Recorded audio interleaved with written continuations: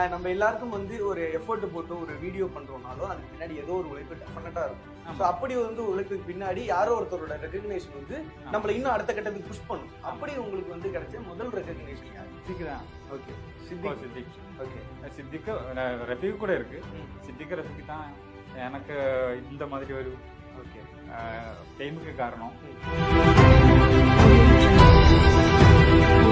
விஜய் சாரோட ஃபேன்ஸ் நிறைய பேர் அங்க ஆமா இருக்காங்க இருக்கு அப்படின்றதெல்லாம் வந்து சொல்லிட்டு இருந்தாங்க. அது ரொம்ப கஷ்டம் தெரியுமா? எவ்வளவு அந்த மீட்டருக்கு அந்த இமோஷன் கொடுக்கும். அந்த ஒரு மத்தவங்க பண்ண வாய்ஸ் தான், அதுக்கு வந்து நம்ம வாய்ஸ் கொடுக்கறது, நம்ம இமோஷன் பண்றது ரொம்ப கஷ்டமான விஷயம்.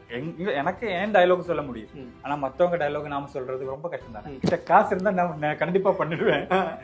இப்ப காசு இல்ல, அதனால வெயிட் பண்றீங்க. ஆமா வெயிட் பண்றேன்.